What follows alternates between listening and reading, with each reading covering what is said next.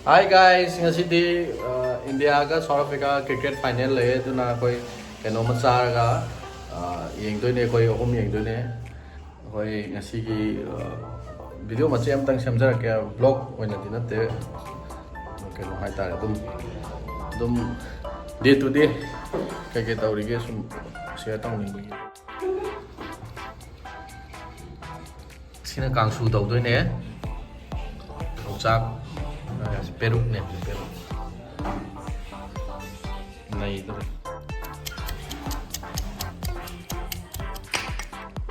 udah suruh aja tuh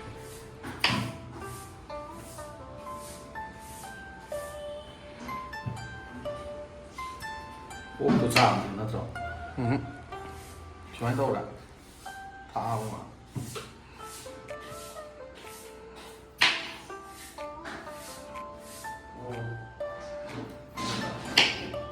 đi vào đây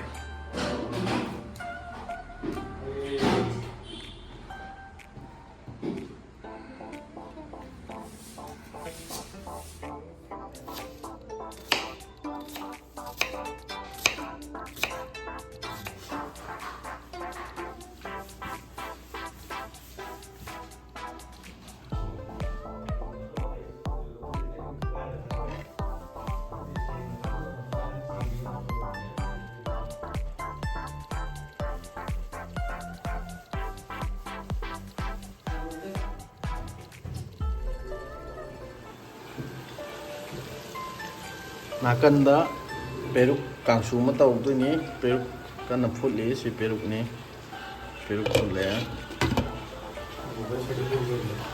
Wah apa dah tu ni nak? Sahabat yang beli kok.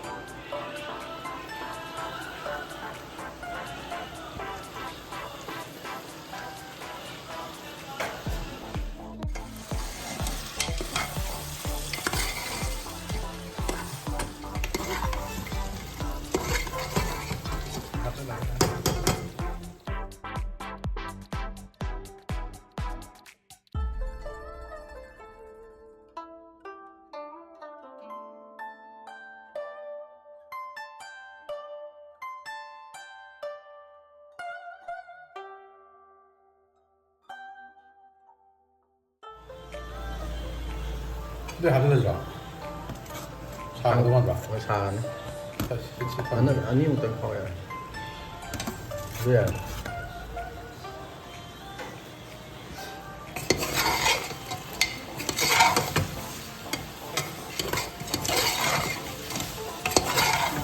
나를 갖다 놔.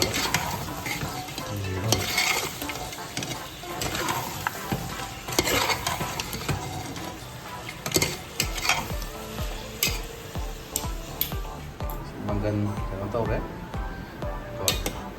Sogri thì bơm gì xem máy lấy không chứ? Sogri họ nè. Wow. Thật chính nó phải rất nhau rồi. Thì bơm dùng trà gì sủi tật bắt đuổi đấy. Lúc đó gì càng sủi gì sủi tật cái nữa. Sủi tật bắt đuổi sủi tật là cái.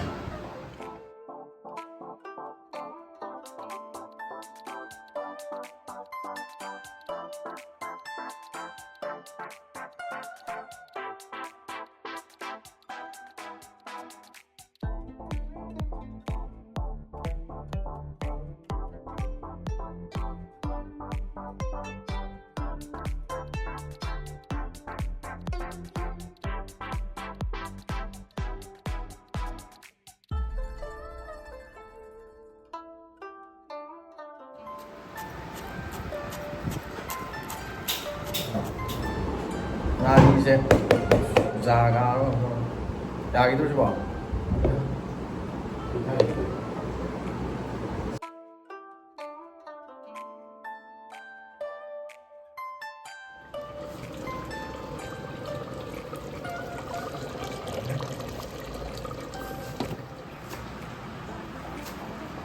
Hawaii chứ. Ya anh làm. Khi làm thì nó có hơn một cái năng rồi. Cứ chọc ra này không? 아, Khi của chơi chọc ra đấy. 시마틱 남자. Cái siêu gì? Cầu vào cái. No?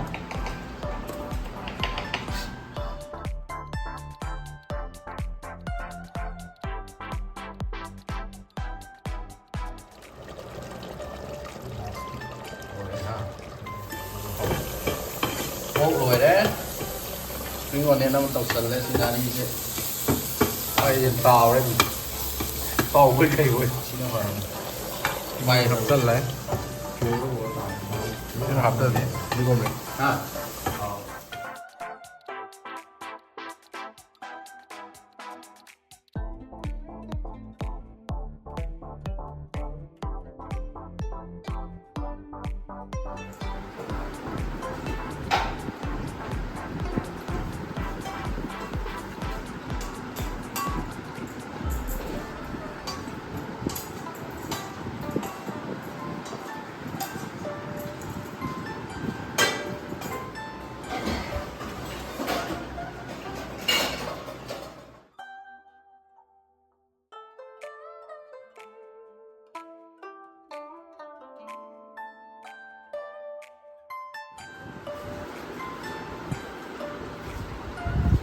Cần.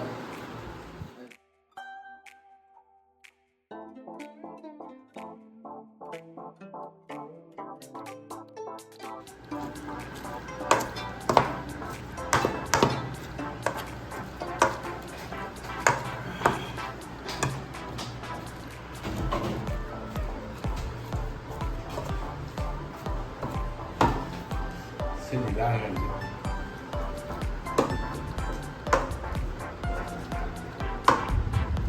Không là cũng là Quên đồng rồi. Mà rồi đó không có đến phố nó cũng có xin đồng rồi. Ra đây là. Nga nahan ba da? Kaya to ba daw si? Si Philip si Pai. Philip si to ga.แล้วมันเงียบค่ายเลยนะwater เลย water ก็มาตู้ Philip si ga iPad มาทัดที่เด็กga. Ano mo lagi? Xin dulu kamu ini kalau cuma leprak, cuma lep. Tosan bilang ni, sum kang akan ini kok mea pot se. Soalnya mati sum kang pakai baju biru kang suka ni.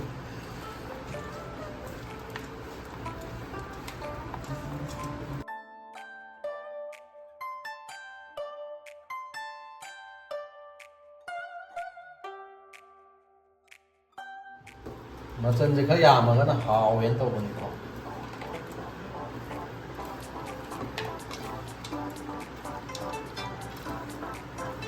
Hao dah. Oh, ni. Lasta iroi benda masih tak ya. Ini beroi.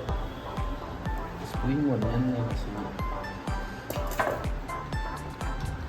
dia tu orang mana saurap topi.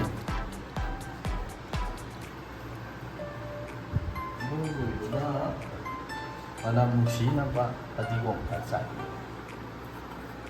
Ya, boleh.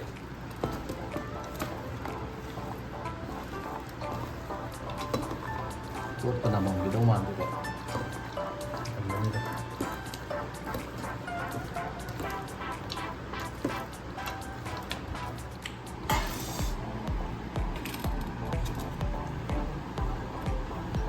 Dulu sekarang ini harga.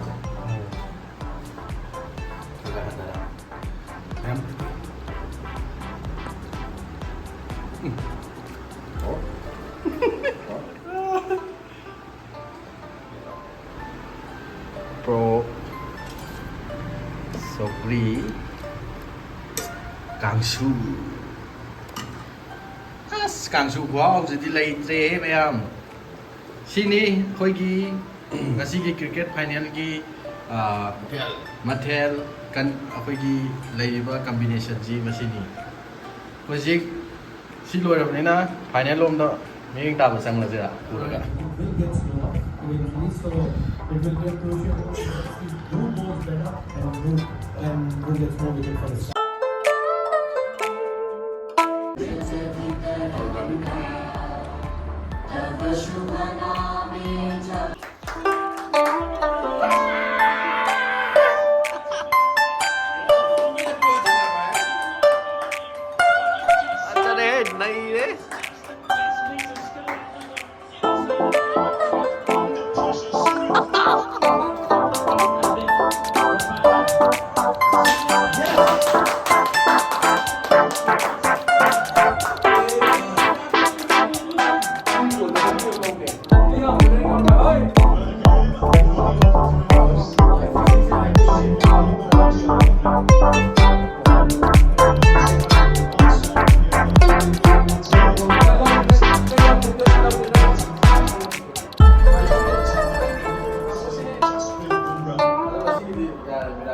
quality stuff.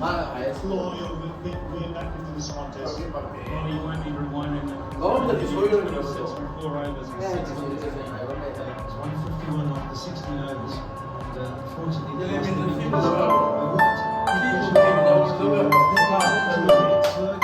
라이브 먹거든 시기 잘해.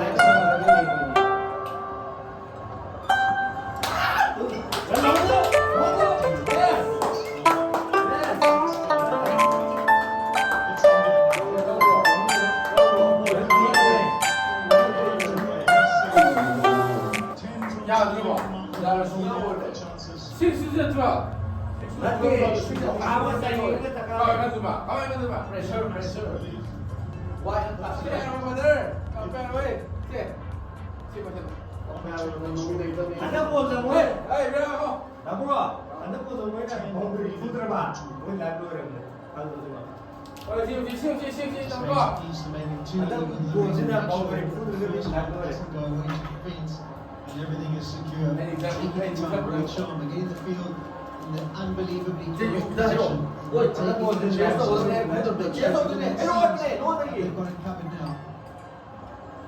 Here 안 it 잡고 goes, 오지나 standing of two. 라이브 오네 시대 벙들이 여기다가 시대 벙들이 여러 가지 그런데 That's a 뭐해 Why 따라 아직 왔다 안 먹어 아주 너무 너왜 Situated the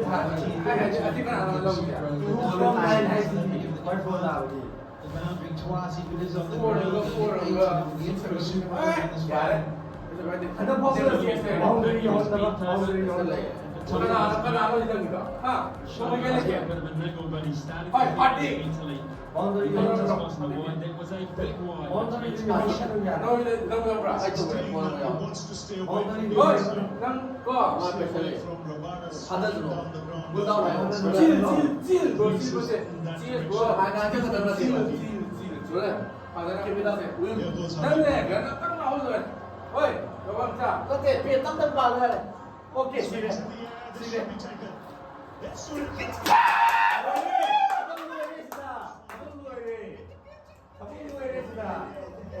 내가 우리 월급 비주얼이 소리가 뭐야? 아, 뭐 대박 이스완 뭐 대가.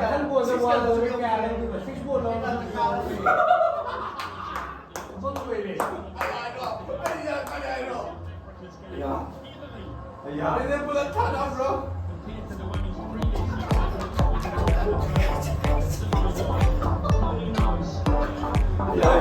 누가 그래요? well, the cricket knows. 신은 씨. It's just 자. 지금 다니까 걸리고 20 World Cup finals. India has done it to us. It's techniques to Rahul Dravid as well. 안전 벙들이 오던 뭘 리딩은 가 필리핀에 아직도야 보세. 아직도는 디스크에서 왜 하고 있는데? 10%. 부분이야 로이토 마이디 플랜도 야야바. Two unbeaten teams, they were the two. तरगासिकी cricket world cup से India ने लौरे अदुगा India की नमुना very congratulations to India team, all the cricket India team. But Kohli, next time don't do like that, okay? Rohit Sharma, I like you. Bumrah, you are the best player of India. Kohli this year, brother. Direct date ne. Ngasigi resolution ta resolution sore. World Cup ये video में मैं उन कितना उन्हें number congratulation. ꯑꯗꯨꯒ ꯃꯌꯥꯝ ꯑꯩꯈꯣꯏꯁꯦ ꯈꯤꯇꯪ ꯅꯨꯡꯉꯥꯏꯕ ꯐꯣꯡꯗꯣꯛꯄꯅꯦ ꯑꯉꯥꯎꯕꯅꯦꯅ ꯈꯟꯕꯤꯒꯅꯨ ꯑꯗꯨ ꯌꯦꯡꯕꯤꯕꯁꯤꯡꯕꯨ ꯈꯨꯔꯨꯝꯖꯔꯤ